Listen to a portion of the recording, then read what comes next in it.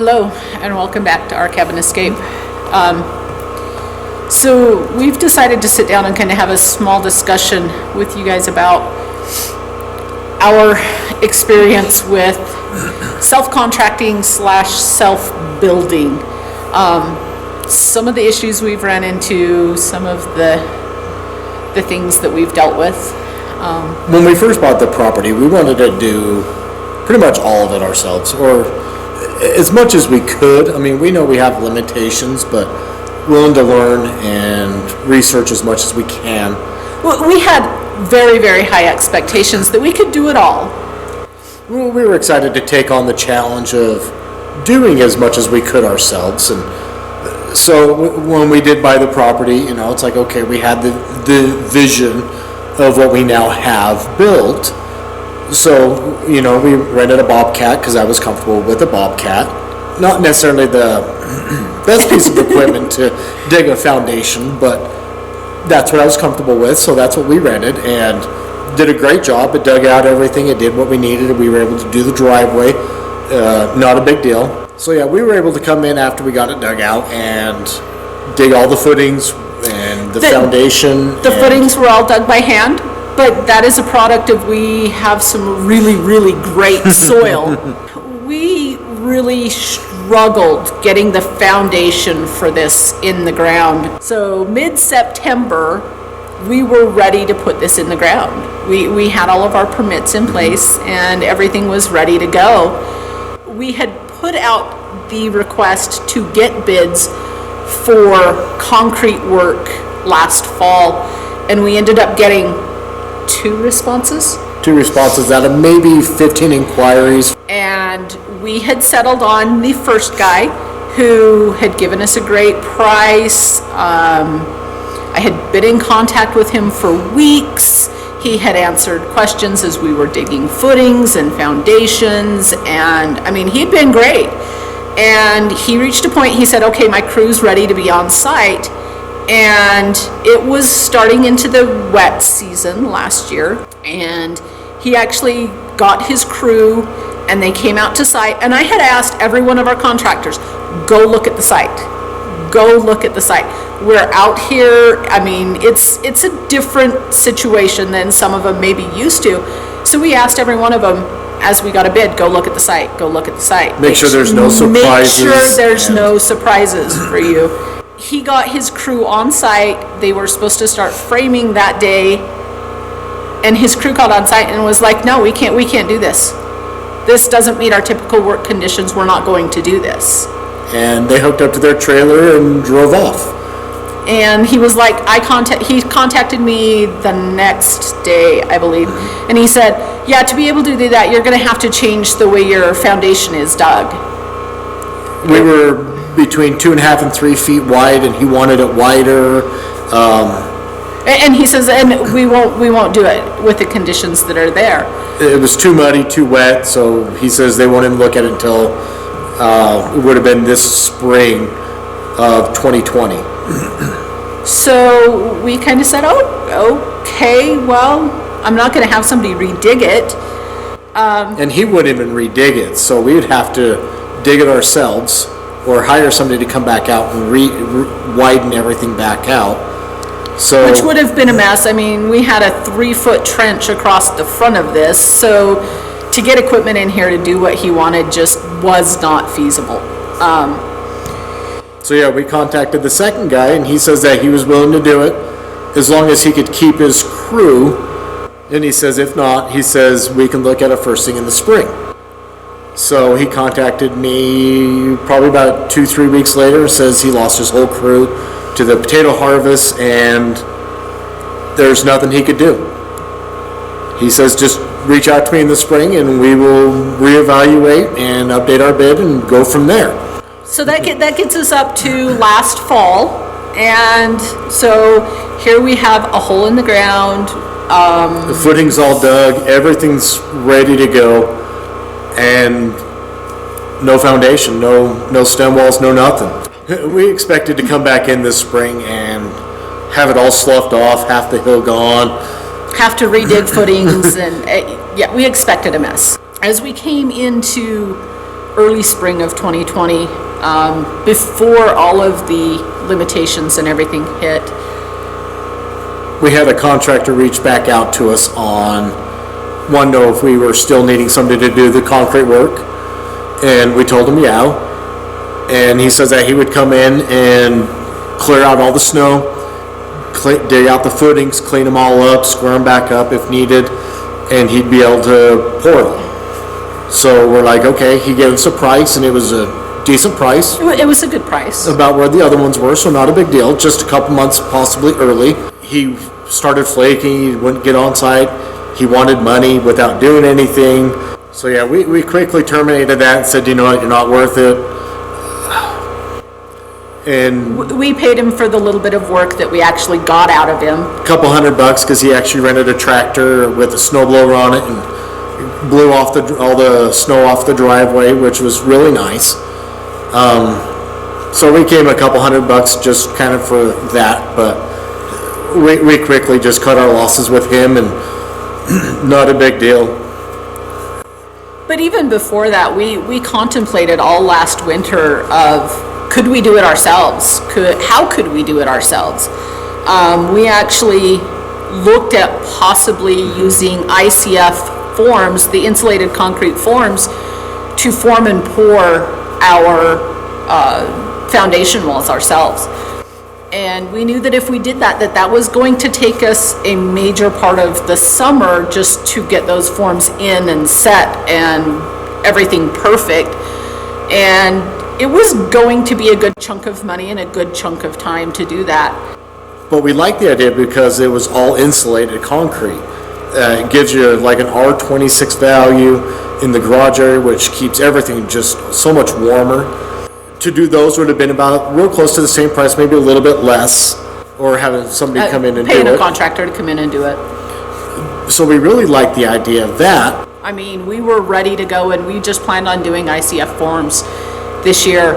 And we had talked to this guy, and he was going to do it, and then he flaked on us, and we're like, okay, back to ICFs. I mean, we were within probably a week of ordering ICFs, and the guy that we had talked to last fall reached out to my husband and said, Kay, you're on my schedule if you're still wanting us to do this for you. We'll put you right at the top of our schedule, and basically as soon as your site is ready. Since he wasn't able to do it in the fall like you originally promised, he says he'll honor that price. So he'd been out to the site, he saw it, he said everything looks good. He says the footings needed to be cleaned up, so... And he was willing to clean them up. I mean, and he didn't have an issue with that. He said he could clean them out. His guys would come in and they'd clean them out one weekend or one day and have it ready to go. But we told him we wanted to do it, so we came out and we got the trailer on site and we cleaned out all of the footings, squared everything up, finished cleaning up the foundation walls, so there was a little bit more room back there with what had sloughed off, and he was able to come in and pour the footings, and his comment was the footings were perfect, never had an issue with them. Came back in a couple days later and poured the walls, and then we came in shortly after that, as you've seen in our video, and we did the gravel on the garage floor. To re-level the garage floor? To re-level the garage floor, and he was able to pour the garage floor without a problem. And I have to say, I mean, this was a process that we didn't intend to do a lot of what you would call self-contracting, where we were out looking for contractors and working with contractors. And he was honestly it. That was all we planned on having a contractor do, was come in and do the footings and foundations, because we knew we weren't comfortable pouring 10-foot walls. So we did look into renting forms, and they were 8-foot forms, and then we'd have to manipulate them to get to the 10 feet that we needed or wanted.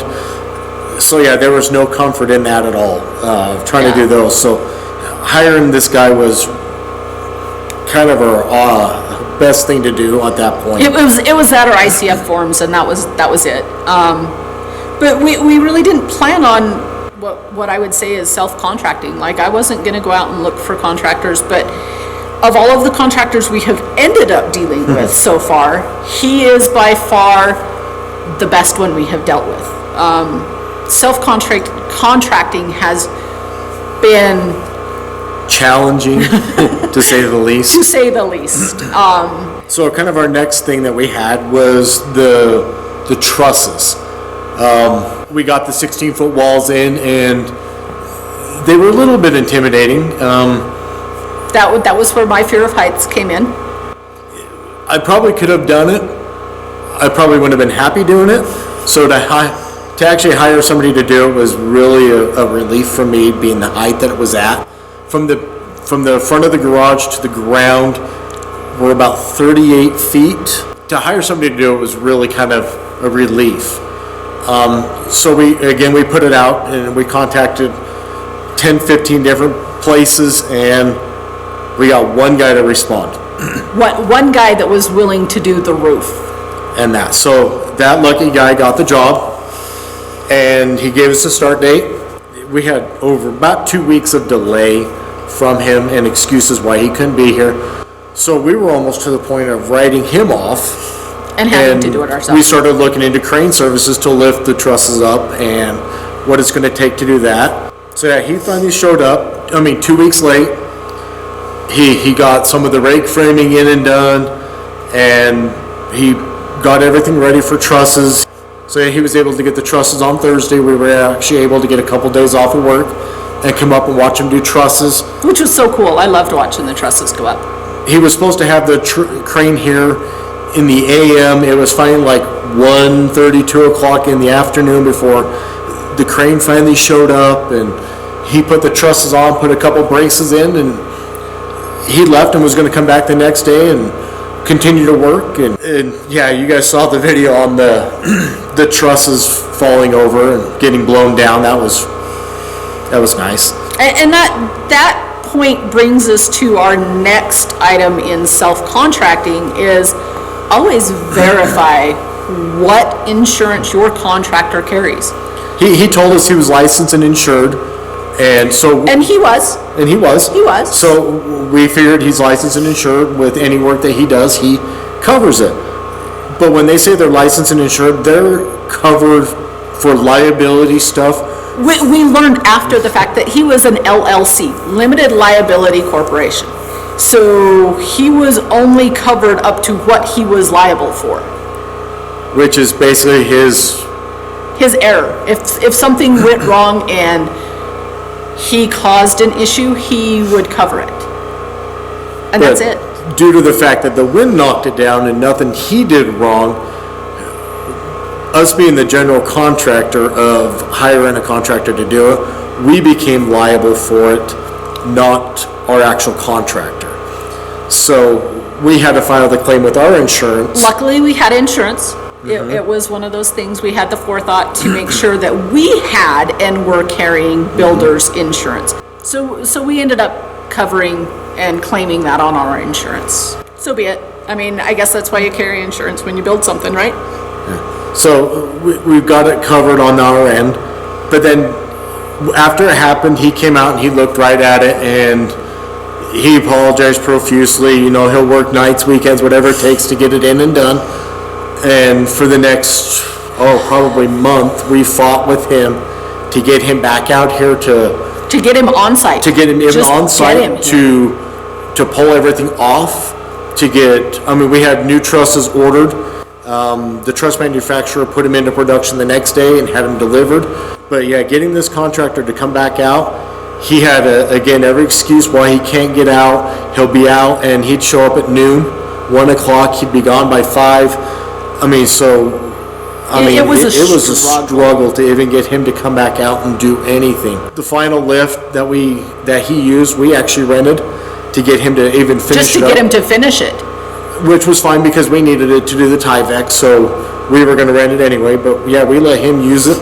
So he actually finished getting the roof done so we could have metal done, which we were on that guy's schedule, the roof schedule being pushed back from him starting 2 weeks late, and then the wind knocking over trusses, and then another month to get him to figure it out. Kept pushing the metal delayed even that much more. Yeah. Then we had a guy do the metal roofing. He did really good. He had all the metal roofing up. They were short a couple fascia pieces and a soffit, some of the soffit front pieces. soffit. So we had to get those reordered. The company we went through, they just shorted us. I guess it happens. They say it happens, but I'll take their word for it. So they were waiting for some pieces, and we had a windstorm come through and rip off one of the ridge caps. The ridge cap. Just the weekend that we were pulling the trailer off, we noticed it. So we immediately texted him, and he says this was on a Saturday night. Yep. He said he'll be up there Monday morning. He'll reevaluate it, get new pieces reordered, and get it fixed. And that was the last I heard of it. I mean, I didn't even hear anything else about it. And I finally called him and I was like, hey, you're supposed to be on site on Tuesday. Did you get those pieces ordered? He's like, oh yeah, we've got them ordered. We're good to go. No worries. And I mean, we had an issue and he's like, that's on me. And he got it taken care of. And he says he'll get it done. And it was going to be a Tuesday that he finished it. And we never heard from him, And he was delayed a couple of days getting back on site. And that it was the following week that he finally messaged us and said, okay, I'm all done. We're good to go. It's in and complete. He says, if you have any issues at all, he says, let me know. And he says, I will get it fixed. Yeah. So, I mean, of all of our contractors, our concrete guy was great. They were great at communication. They were great at, for the most part, keeping their schedule. When he said he was going to be on site, he was here. Yes. I don't think we ever had a day where he said he was going to be on site and he wasn't here. And then next would have been our metal guy. He was really, really good at returning my phone calls and staying in communication. And if he couldn't be on site, most of the time he let me know they weren't going to be on site. The other two contractors, they really weren't that good. So yeah. Self-contracting, I don't recommend it. Not all the time, but it has its place. It's great and it's an experience. But be prepared to dedicate a lot of time to babysitting your contractors, making sure they are where they're supposed to be and that they're doing what they're supposed to do. And I mean, and we've talked to other people that have done this, and they said it is a struggle. Would they do it again? Yeah, probably not. And I mean, our goal is to do as much of it as ourselves, even going forward. That's what we set out to do. And going forward, that's what we still want to do. Yeah. Is there going to be a place where we might have to subcontract it out? There might be. I truly hope not. But there might be. So we'll wait and see. But so far, I think we've done pretty good for what we've set out to do. We have a fully weathered-in cabin. Yep. Really concrete, trusses, and the metal is the only thing that we've not done. We've subcontracted out. So I think we've had a really good year with what we've set out to do. Actually got more done than what we anticipated to do to start with. Yeah. So I think we've ended in a good spot. But yeah, subcontracting, You know what? There's some good ones and then there's some really bad ones. Pick your contractors well if you're going to do it. Vet them well and make sure you have references and all of their insurance information and their licensing information and go a little bit above and beyond. It was really hard for us to go that way when you put out 15 references or 15 and you get two. Yeah. Or for the trusses we got one. So it's really hard to get any information when you're not getting any callbacks. So we've had some good experiences, we've had some bad experiences. And that kind of leads into the whole self-building. And I have loved self-building and I have hated self-building. There has been, for me anyway, so much anxiety. And are we doing this right? Is it going to stand up? Is it going to pass a inspection? Are we doing this right? There's a lot of what ifs with doing it, especially I've never built before. I know some of the basic fundamentals of it, but I've never done it before. So for me, you read up on it, you watch videos on it, you ask a ton of questions for anybody that's willing to answer them. Yep. And you kind of go from there. So for me to build anything, especially like this, it's so exciting, but man, it's a lot of work. It's a whole lot harder than what you would think. Yeah. from standing walls to doing floors. I mean, putting the first set of subfloor on, we did it wrong. Yeah, We put them on the subfloor the wrong direction. yep. We called the inspector, he kind of chuckled at us and he said, go ahead and put another layer down. So we put another layer down the correct way this time. So I expect there to be errors. I mean, we've had one inspection with the building and it passed, thank goodness. Yeah. So It has been a long and trying summer. The good part is I and Dave get along very, very well. that's what she thinks. Oh, we tend to think, at least on major decisions, most of those we tend to think the same way. When we tackle an issue and we're like, how are we going to solve this? For the most part, we're on the same page. on the same page in a lot of it.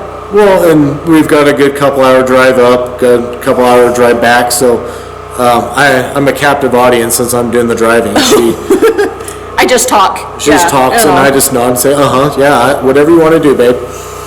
That's a good man. Just whatever you want to do, babe. But we talk, and it's not just talking while we're here on site or on the drive to and from site. There's a lot of research that goes into what to do next, how to do it. What is required by code? Yeah, self-building, there's a lot that goes into it. There's a lot of steps, a lot of processes. Make sure you're doing your research before you even attempt it. And yeah, good luck. Again, be flexible in your schedule. I mean, for us, we did pretty good about estimating how long things were going to take us to get done. But I mean, it's the nice part about doing it is it's completely on our schedule. If we could be up here 3-4 days for a weekend, just plan ahead and make sure your materials are here and on site. So in ordering materials, I mean, that can be a huge guess. We actually did pretty good at guessing how much lumber we needed. We only needed to go into town once to go get more lumber, and that was it. I mean, but I mean, it's been a journey. I won't say it's been a bad journey. No, I've actually enjoyed it. Would I build another one? I don't think we will ever build another house. Nope, not worth it. No, probably not. Am I loving and building this one? Definitely.